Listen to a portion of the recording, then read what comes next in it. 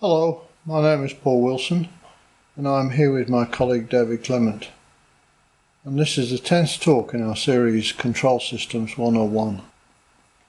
In talk number 10 we are going to continue on from talk number 9 using transfer functions instead of differential equations.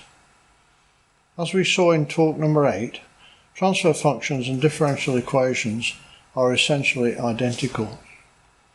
The important difference for us is that we have swapped the mathematical complexity of differential equations for the direct simplicity of plain algebra.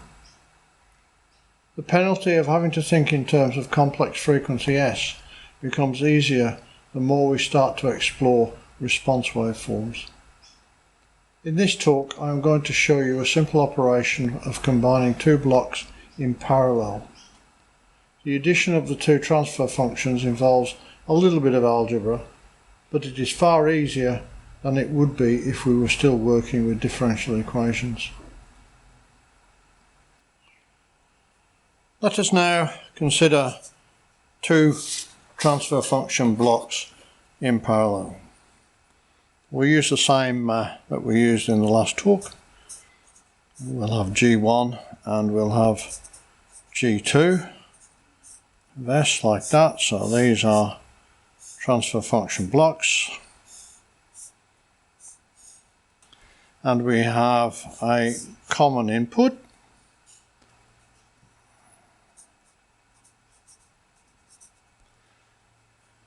In order to add the outputs together we use a symbol like this. This is standard control systems stuff. And there's the output. So there are two transfer functions G1 and G2 in parallel, and it's very simple. All we get is G1 of S plus G2 of S in a single block, and there's our input. And there's our output. So how do we add these together? So let's use the same example that we used last time. The same transfer function, so we had 5 over S plus 4. And we had 3 over S plus 2.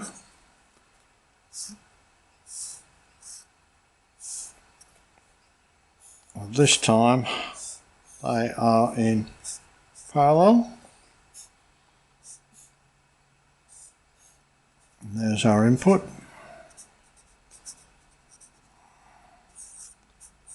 And our output, we're adding them together.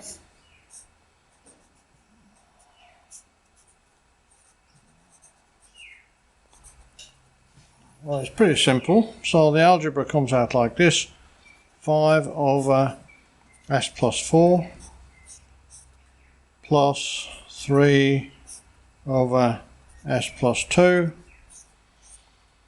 equals, and we have to cross multiply this time, 5 into S plus 2 plus 3 into S plus 4, simply because we have this on in the denominator, S plus 4 multiplied by S plus 2. So because we've got an S plus 2 we have one there, and because we have an S plus 4 we have one there.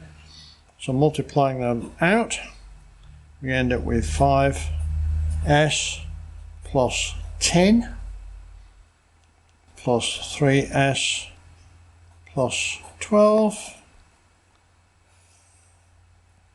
over S plus 4 multiplied by S plus 2, which equals, and we add those up, 5 plus 3 is 8S, and 10 and 12 is 22 over S squared plus 6S plus 8.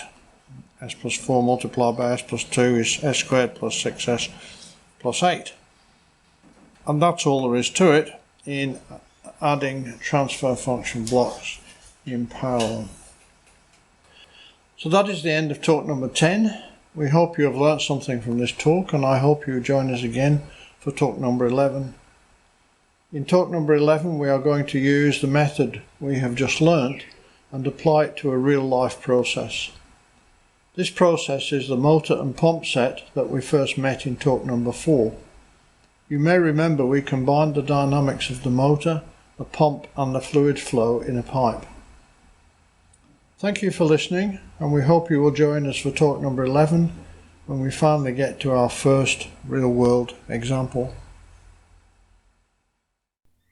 The engineers in control are Dr. Paul Wilson and David Clement. You can find out more about us at www.engineersincontrol.com.